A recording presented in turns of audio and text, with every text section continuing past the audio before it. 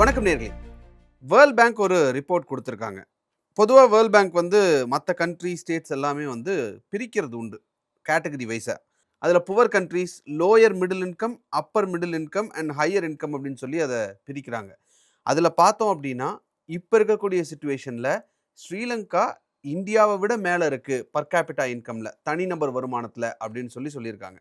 அதையெல்லாம் பார்க்கும்போது இந்தியாவில் குறிப்பாக தமிழகம் மாதிரியான மாநிலங்கள் ஓவரால் இந்தியாவோட கம்பேர் பண்ணும்போது நம்மளுடைய தனிநபர் வருமானம் அதிகமாக இருக்குது அப்படின்னு சொல்லியிருக்காங்க. இதெல்லாம் எதை இண்டிகேட் பண்ணுது? இனி வரக்கூடிய காலங்கள் எப்படி இருக்கும்? ஆனந்த் சார்ட்ட கேட்டு தெரிஞ்சுக்கலாம் வாங்க. வணக்கம் சார். சார், இந்த பர் கேபிட்டா இன்கம் அப்படின்னா என்னங்கிறத ஷார்ட்டாக எங்களுக்கு சொல்லிட்டீங்கன்னா அதுலேருந்து இதை எடுத்துகிட்டு போகிறதுக்கு ஈஸியாக இருக்கும் சார். ஒரு கண்ட்ரியோட entire turnover GDP divided by number of people per capita income. Okay. ஒரு மனிதனோட ஜிடிபி என்ன அப்படின்னு பார்க்குறது தான் பர் கேபிட்டா ஜிடிபி.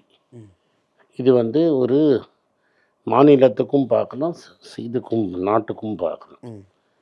இதில் வந்து பேசிக்காக நீங்கள் பார்த்தீங்கன்னா ஸ்ரீலங்கா, பங்களாதேஷ் எல்லாம் இந்தியாவோட முன்னாடியில் இருக்கிறாங்க. பங்களாதேஷும் இந்த வருஷத்துலேருந்து இந்தியாவோட பெருசாக இருக்கிறாங்க. தட் இஸ், அவங்க ஜிடிபி பெருசாக இருக்கலாம், பட் அவங்க பாப்புலேஷனுக்கு ஏற்ற அளவு அவங்க ஜிடிபி இல்லை அப்படிங்கிறது தான் பொருள். அவங்க நாடு சின்னது இல்லை சார், பாப்புலேஷன் கம்மியாக இருக்கும். 100 பேர் 100 ரூபா சம்பாதிக்கிறாங்க, 10 பேர் தான் இருக்காங்க. இந்தியாவில் 100 ரூபா சம்பாதிக்கிறோம், ஆனால் அதான் 1000 பேர் இருக்கும் அப்படிங்கிறது தான். அப்போ 1000 பேர் ஜாஸ்தி சம்பாதிச்சா நீங்கள் எவ்வளோ ஸ்ரீலங்கா லெவலில் சம்பாதிச்சா உன் ஜிடிபி எங்கே இருக்கும்? Okay sir, fine. ஸோ 100 பேர்த்துக்கு 100 ரூபா சம்பாதிக்கிறாங்கன்னா இங்கே 1000 பேர்த்துக்கு 1000 ரூபா சம்பாதிக்கணும், நம்ம 100 ரூபா தான் சம்பாதிக்கிறோம். எக்ஸாக்ட்லி. நீங்கள் சம்பாதிக்கிறது கம்மி. ஓகே. அது என்னென்ன காரணங்களால் வருது சார்? ஏன்னா எல்லாருமே சம்பாதிக்கிறாங்க. தனிநபராக பார்க்கும்போது இப்போ நான் சம்பாதிக்கிறேன், நீங்கள் சம்பாதிக்கிறீங்க, ஒவ்வொருத்தரும் அவங்கவுங்க வீடியோ பார்க்குற எல்லாருமே அவங்கவுங்க லெவலில் சம்பாதிக்கிறாங்க. இப்போ இதில் வந்து அரவிந்த் சுப்பிரமணியமும் தேவேஷ் கபூர் 2 பேரும் சேர்ந்து இந்தியாவோட எக்கானமி ஃப்ரம் இண்டிபெண்டன்ஸுக்கு முன்னாடிலேருந்து இன்னைக்கு வரைக்கும் ஒரு புஸ்தகம் எழுதியிருக்காங்க. அந்த புக்கில் என்ன சொல்கிறாங்கன்னா, இந்தியாவை நீங்கள் தனிநாடாக பார்க்காதீங்க. 1980 ரிஃபார்ம்ஸ்னு ஒன்று ஆரம்பிச்சது. 91 அப்புறம் பெரிய ரிஃபார்ம்ஸ் வந்தது. இந்த ரிஃபார்ம்ஸ் வந்தப்புறம் சதர்ன் ஸ்டேட்ஸ் வந்து been growing faster than China லெவலில் நீங்கள் க்ரோ ஆகிருக்கீங்க. Sometimes faster than China grow ஆகிருக்கீங்க.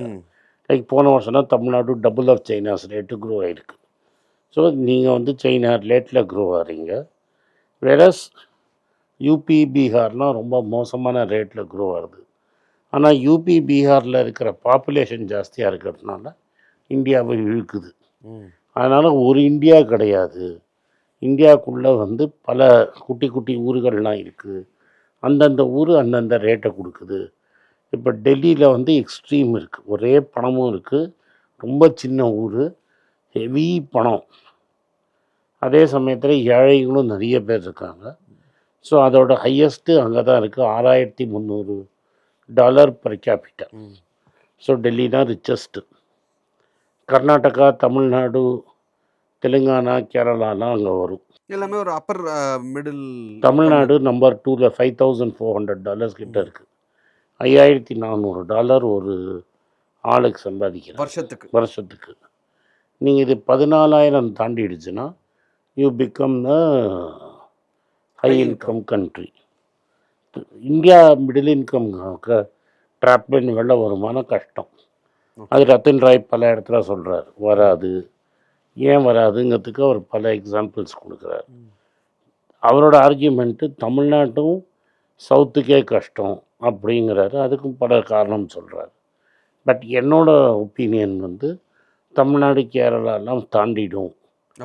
Just தாண்டிடும்னு ஒரு 20 வருஷத்துக்குள்ளே தாண்டிடும்னு நான் நினைக்கிறேன். ஸோ நீங்கள் சொல்கிறது படி பார்த்தா தமிழ்நாடுடைய பர் கேபிட்டா இன்கம் அப்படிங்கிறது 14,000 தேதிக்கு ஒரு தனிநபர் ஒரு வருஷத்துக்கு $14,000 சம்பாதிக்கக்கூடிய ஒரு நிலைமைக்கு வரணும். 20 வரதுக்கு வாய்ப்பு இருக்குன்னு சொல்லி 20 வருஷத்தில் வாய்ப்பு. அப்படின்னா இன்னைய தேதிக்கு ஏறக்குறைய ஒவ்வொருத்தரும் குறைஞ்சது மாதம் $1,00,000 சம்பாதிப்பாங்க. ஆமாம்.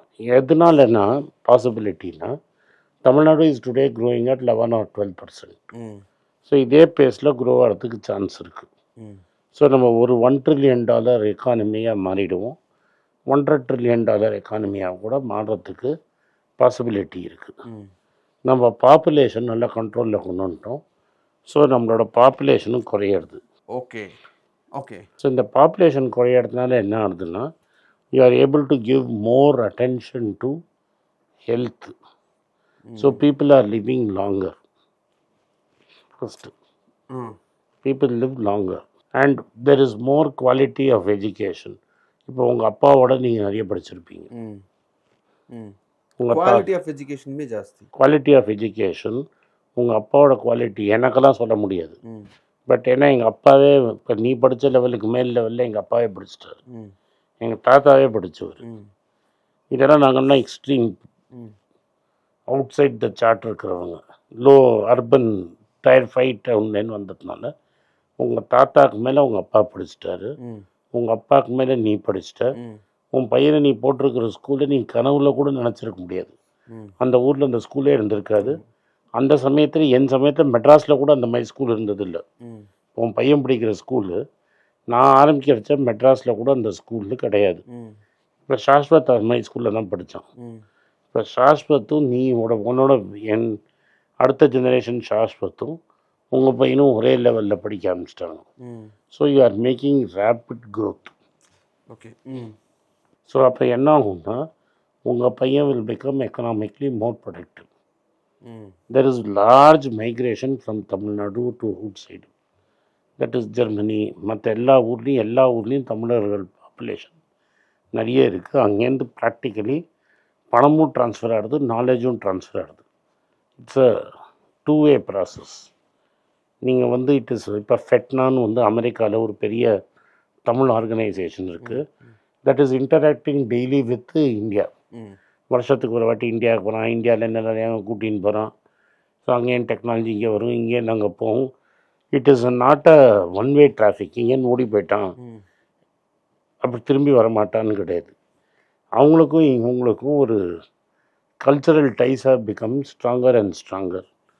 ஸோ தெர் இஸ் பணமும் ட்ரான்ஸ்ஃபர் ஆகும், நாலேஜும் ட்ரான்ஸ்ஃபர் ஆகும், ஈஸியாக பிஸ்னஸும் ட்ரான்ஸ்ஃபர் ஆகும். ம். ஸோ நீங்கள் எப்படி ஒரு நாடுங்கிறது வந்து ஃபஸ்ட்டு அக்ரிகல்ச்சர், அக்ரிகல்ச்சர்லேருந்து இண்டஸ்ட்ரி, இண்டஸ்ட்ரியிலேருந்து சர்வீசஸ் போகும். ஓகே.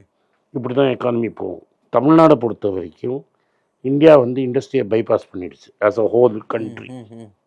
பட் தமிழ்நாடு பைபாஸ் பண்ணல. தமிழ்நாடு வந்து அக்ரிகல்ச்சரல் கண்ட்ரியாக இருந்து காமராஜ் காலத்திலேயே வந்து டேமு கீமெல்லாம் கட்டி வெஸ்டர்ன் தமிழ்நாட்டிலலாம் நிறைய செழிப்பு வந்து அங்கேருந்து இண்டஸ்ட்ரி வந்து small and medium scale business பெருசாக க்ரோ ஆகி காலேஜ் நிறைய திறந்து அதுக்கப்புறம் சர்வீசஸ் போச்சு. So we went through the entire route. அந்த சர்வீசஸ் பூம் வர்றதுக்குள்ள நாம இதெல்லாம் ரெடி பண்ணியிருக்கோம். பண்ணிட்டீங்க ஆல்ரெடி. ம். அதான் இந்த காமராஜுக்கு தான் நீங்கள் தேங்க்ஸ் சொல்லணும். ம். எனக்கு காமராஜுக்கு அப்புறம் வந்தவங்கன்னா அதை அப்படியே வச்சுருந்தாங்க. ம். ம். பட் இந்த பேஸ் ஸ்ட்ரக்சர் காமராஜ் இது. ம். மற்ற எந்த ஊர்லேயும் இது நடக்கலை. அது நீங்கள் நல்லா புரிஞ்சுக்கணும். ம். லார்ஜ் இண்டஸ்ட்ரி அவாய்ட் பண்ணிவிட்டு அவர் வந்து ஸ்மால் ஸ்கேல் இண்டஸ்ட்ரியில் தான் கான்சென்ட்ரேட் பண்ணார். கிண்டி, அம்பத்தூர், ஓசூர் இது 3 அவர் ஆரம்பித்தது. எல்லா ஊர்லேயும் அணையை கட்டிட்டார், தண்ணி வந்துருச்சு. அவர் டைம்லேயே பிஎஸ்ஜி வந்துருச்சு. பிஎஸ்ஜி, ஜிசிடி, சேலமில் ஒரு காலேஜு, மெட்ராஸில் வந்து எம்ஐடி, அழகப்பா செட்டியாரோட காலேஜு, இதெல்லாம் ஏசி டெக்கு, இதெல்லாம் அவர் ஃபஸ்ட்டு பீரியட்லேயே வந்துருச்சு. அண்ட் எஜுகேஷனில் வந்து அவர் ப்ரைவேட் பப்ளிக் பார்ட்னர்ஷிப் கொண்டு வந்துட்டார். தட் இஸ் பணக்காரன் ஸ்கூல் கட்டி கொடுத்துருவான், இவர் சம்பளம் கொடுத்து டீச்சர் வச்சுட்டு இருந்தார். ஸோ ஸ்கூலிங்க்கு ஒரு இம்பார்ட்டன்ஸு. ஸோ ஒரு மனுஷன் வெறும் லேபராக இல்லாமல் படித்தானா ஹி பிகம் ஸ்கில்டு. ஸோ அதனால தான் உனக்கு வந்து பாலிடெக்னிக்னு ஒன்று கொண்டு வந்தார். ஸோ உனக்கு வேலை இப்போ வெஸ்டர்ன் தமிழ்நாடுலாம் ஹைலி இண்டஸ்ட்ரீஸ். நாமக்கல் போனால் ஒரு பிஸ்னஸ் இருக்கும், ஈரோடு போனால் ஒன்று இருக்கும், உங்கள் ஏரியா தான் அது, அதனால உனக்கு நல்லா தெரியும். கோயம்புத்தூர் போனால் ஒன்று இருக்கும். 50-30 கிலோமீட்டரில் பார்த்தீங்கன்னா அப்படியே அந்த சினாரியோவே மாறும். அதுக்கெல்லாம் இண்டஸ்ட்ரியல் லேபர் இருந்தது. அதுதான் இந்த ஸ்கூல் படித்ததும் பாலிடெக்னிக் படித்தவன் தான் அதை போய் வேலை செய்ய முடியும். அதுக்கப்புறம் நீங்கள் பார்த்தீங்கன்னா கோயம்புத்தூர் இப்போ மெட்ராஸில் இருக்கிற தமிழ்நாட்டில் இருக்கிற மாதிரி ப்ரைவேட் ஹாஸ்பிட்டல்ஸ் எங்கேயுமே கிடையாது. இப்போ நீங்கள் பெரம்பூரில் கூட நீங்கள் ஸ்டென்ட் பண்ணிடலாம் ஹார்ட்டை. முன்னாடிலாம் உடம்புக்கு சரியில்லைன்னா 90 வரைக்கும் ஹார்ட்னா அமெரிக்காவுக்கு போகணும்னு இருந்தது. இப்போ உடம்பு சரியில்லை மெட்ராஸுக்கு கூட்டின்னு போகிறேன்னு கூட உங்கள் ஊரில் சொல்ல மாட்டாங்க. கிடையாது. கரெக்ட். அங்கேயே பே பண்ணிடுறோம். உங்களுக்கு கோயம்புத்தூர்லேயே ஹாஸ்பிட்டல் இருக்குது பஸ். ஆமாம். அந்த ஏரியாவில் இருக்கிறவங்க கோயம்புத்தூருக்கு தான் போவோம். ஆமாம் சார். எஸ். மெட்ராஸுக்கு கூட்டின்னு வந்து பார்க்குறேன் உடம்புக்குங்கிறதே கிடையாது. ஆமாம் ஆமாம். நம்ம பேர் சொல்ல வேண்டாம். ம் பட் எல்லா ஹாஸ்பிட்டலும் அங்கேயே இருக்குது. இருக்கு. உன்னால் முடியலன்னா நீ கோயம்புத்தூருக்கு கூட்டின்னு போவியே தவிர மெட்ராஸுக்கு கூட்டின்னு இல்லை போவியா? நோ. ஸோ அது மாதிரி யோசனையே இருக்காது. அவ்வளோ தூரம் டீசென்ட்ரைஸ் ஆகிடுச்சு.